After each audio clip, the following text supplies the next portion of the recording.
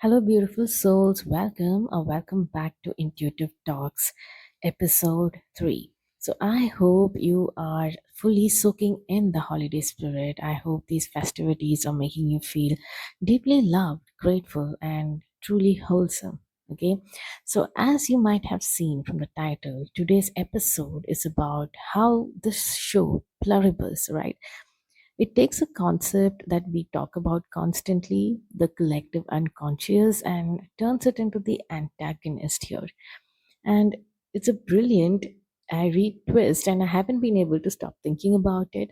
So when I first started the show, my initial reaction was just, wow, brilliant. Someone actually did it, right? Because as a creative soul myself, I was inspired by my own experiences, my connection with the collective unconscious, right?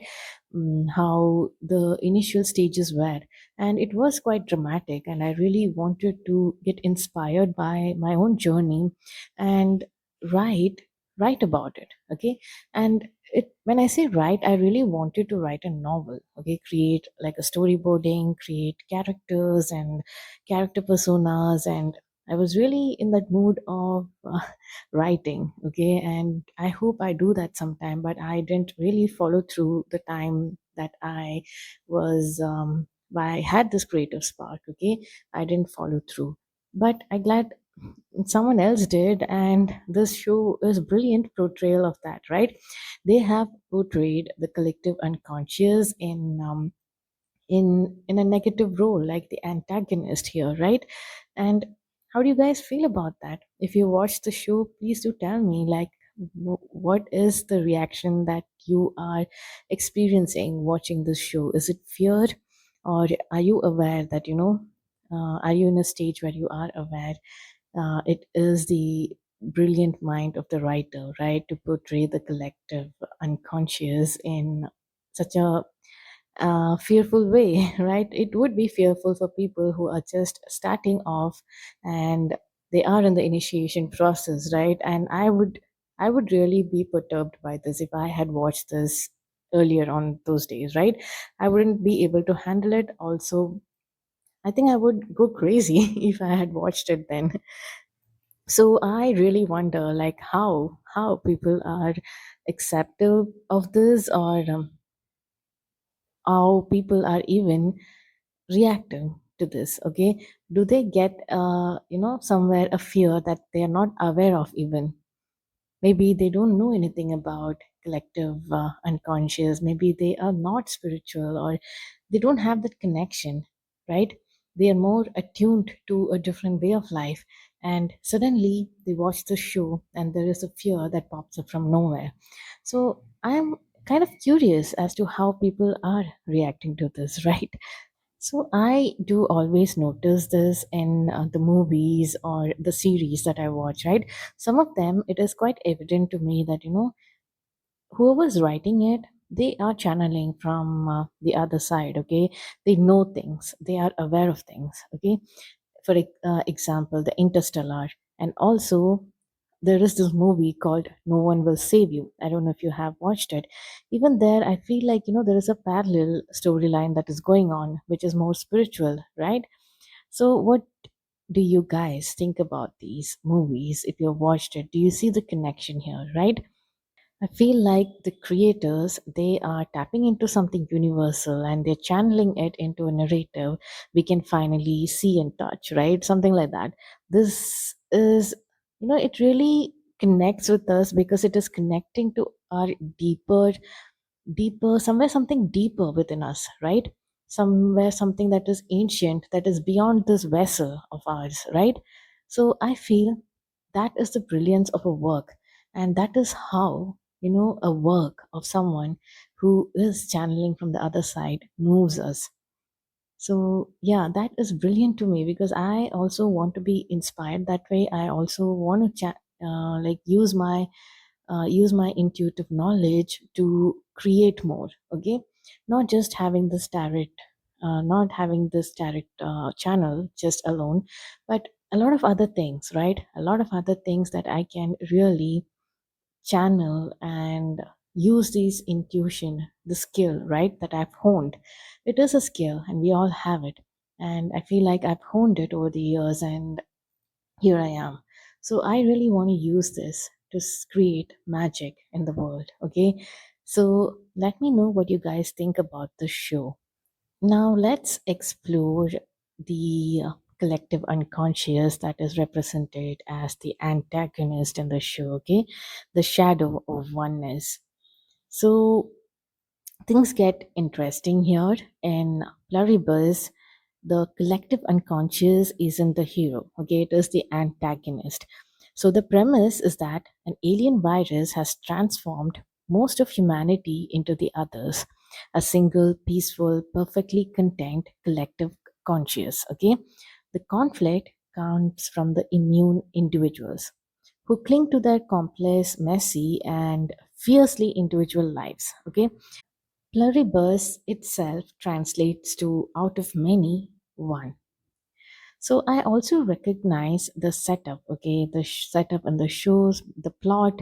So because when I first encountered the idea of oneness, I fought it too. I feared it would strip away my meanness, let's call it.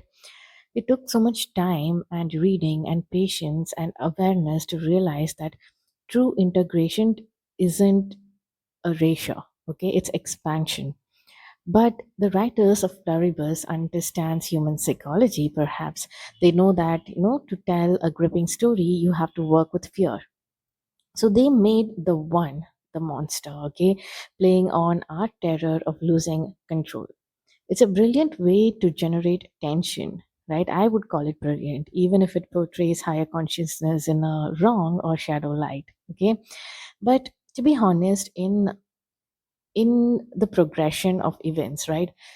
There was times that I did see the higher consciousness as the evil one, right? I For a long time I thought, I was something else was talking to me. So you hear things about people, killing the family, committing mass murders because they were talking to a voice in their head. So I was so like I was very conscious about this voice. Okay, I have been very watchful of what this voice is and how it is, influencing me. But over these years and over this time, right, I can right now it is settled well within me. Okay, I understand it is not malicious, it is not here to harm me, it is not here to harm me or others, right? The way I feel good, I feel like, I feel everything positive, right? But if you watch the show, you would think, hey, that is what the show is about. They will just, they will integrate you because they want you to be in that energy of oneness. But yeah, so they have played the cards well here, right? I would say that. So now let's explore some, tarot card parallels, the archetype parallels here in the show as well. Okay, so let's do the reverse tarot reading for what is happening in the show. So let's, peel back the layers of the show. Let's do a reverse tarot reading. So we are going to take the big plot points of Pluribus and match them to the archetypal bucket of the tarot. Okay, number one, the Fool and the Five of Swords. Okay, the shock of the new. The moment the virus spreads and our protagonist Carol realizes she's immune, that is pure zero. Okay, the fool, the energy of the fool.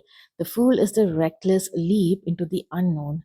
Carol didn't choose to jump, but suddenly the cliff is gone and she's fallen into a brand new world, right?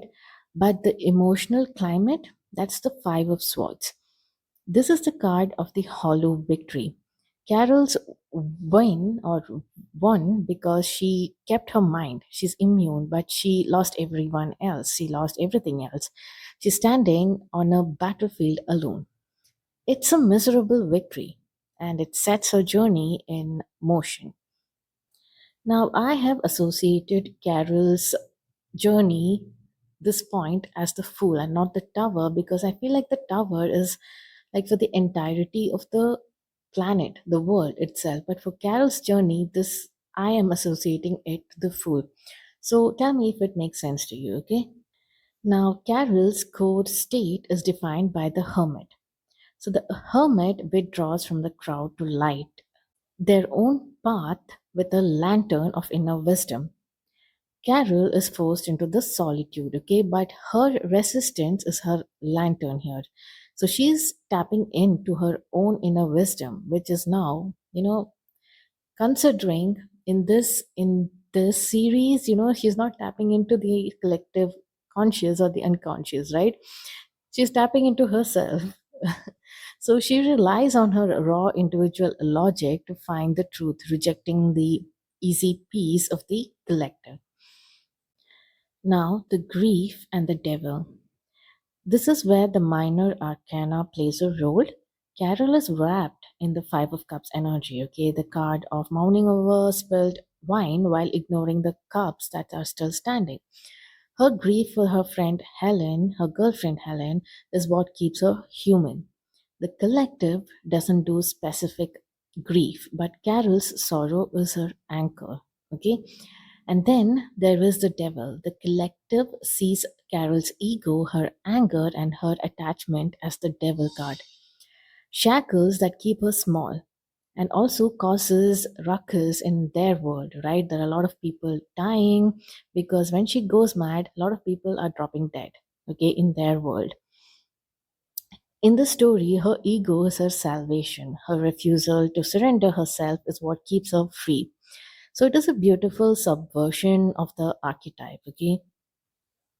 Ultimately, Pluribus asks, what is the meaning of the journey itself? Like to achieve true individuation, to be a whole, integrated person, you must travel the road of the major arcana.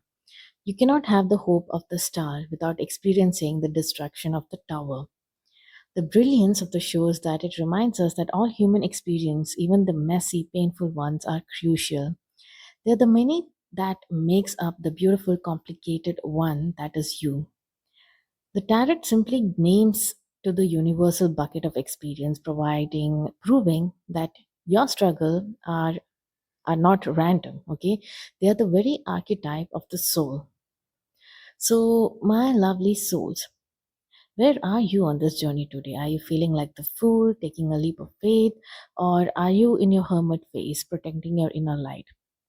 I would love to know, hear your thoughts in the comments or on my socials, okay? So go watch Pluribus if you haven't yet, and let's keep this conversation going. Until next time, stay intuitive, stay messy, and stay you, okay? I'll see you in the next episode of Intuitive Talks. Until then, bye bye.